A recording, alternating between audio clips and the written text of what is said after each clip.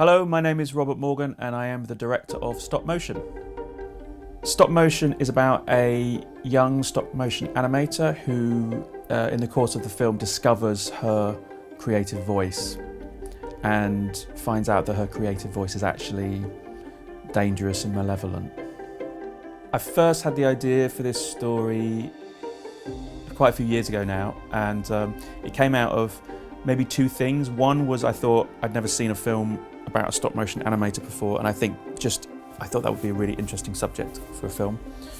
And secondly, I'd had my own experience with making a short film where I had the sensation that the characters in the film, the puppets in the film, almost took on a life of their own, and they started almost telling me what they wanted to do outside of my own influence. And that sensation, it's like a kind of uncanny sensation of your own creation coming to life without your control. That was kind of, those two things were the starting point for the film. So the main character in stop motion is Ella Blake, who's played by Aisling Franciosi. Ella is a young artist who, when we first meet her, is living with her mother, who is also a stop motion animator, and her own creative voice has kind of been suppressed by the tyrannical mother in her life. And through the course of the film, Ella escapes from that shadow and finds her own voice. Ella is somebody who has a very obsessive relationship with art, particularly with stop motion animation. She has an almost religious devotion to it, and that through the film drives her into some very extreme situations. I think I couldn't make a film like this if I did not relate to Ella as a character. I very much relate to her. I feel she's very much an extension of how I feel about my own art, about creativity in general.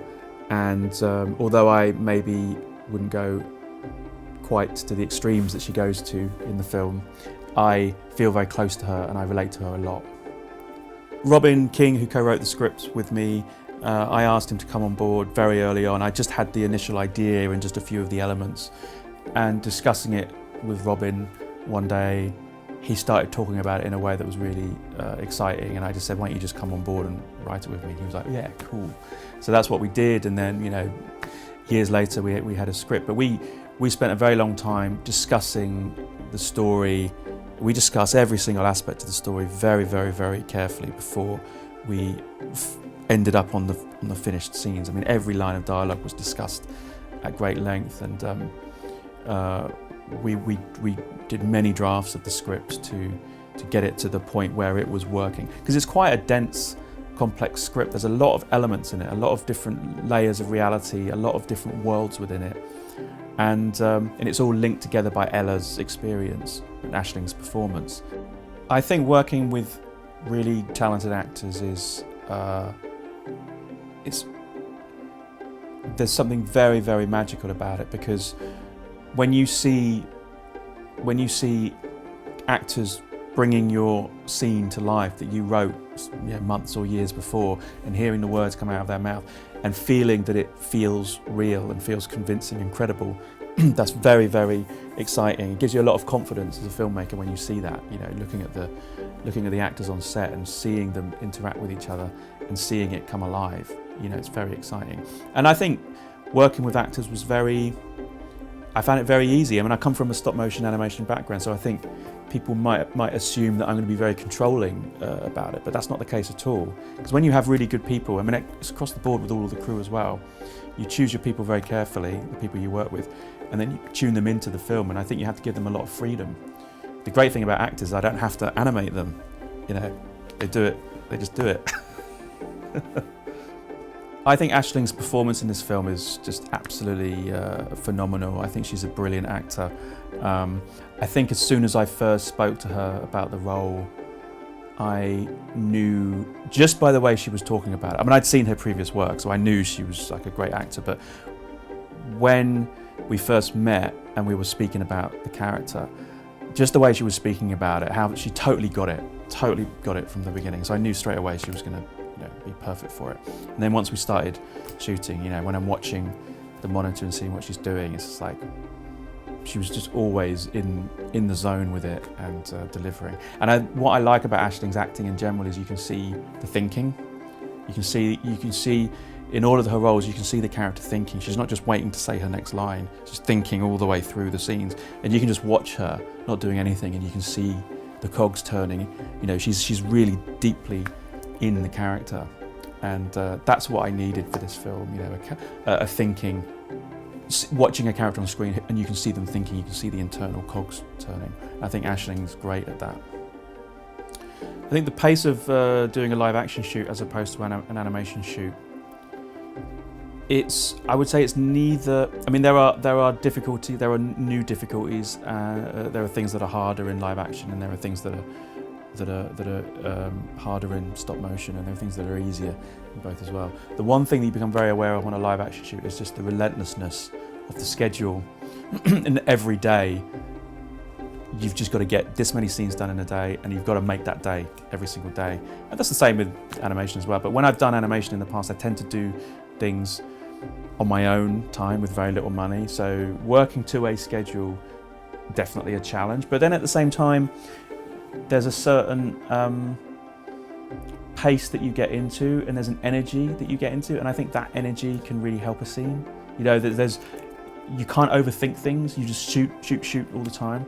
So making that day all the time is a challenge, but at the same time, I think it can help the film, actually. The next time I make a film, if I'm lucky enough to make another feature film,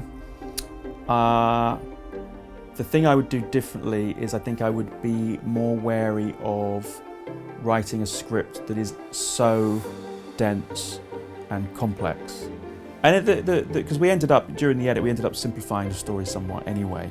So I think if I was to do things differently, I would probably do a new draft of the script based on the schedule and simplify things. Because I was doing that anyway on the day. Every day I'd get in and I would look at the scenes that we had to shoot against the schedule, and I would have to simplify the scenes and make sure those things, I was getting the beats of the story and all the important elements, but having to jettison some of the things that we wouldn't have time to do.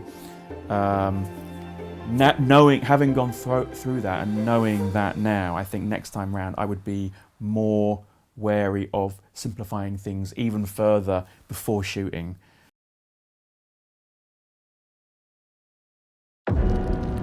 狂気に満ちた人形が動き出す。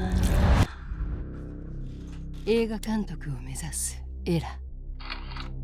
We need to do it again. そこに現れた謎の少女。It's called stop motion animation.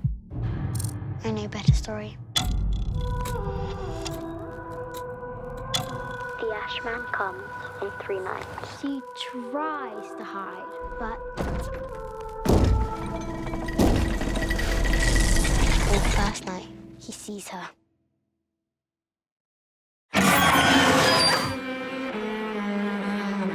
It's not real.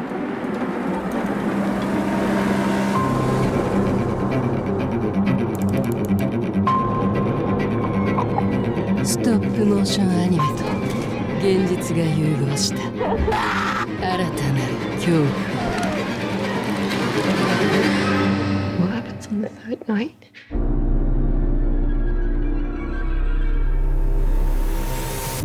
Stop motion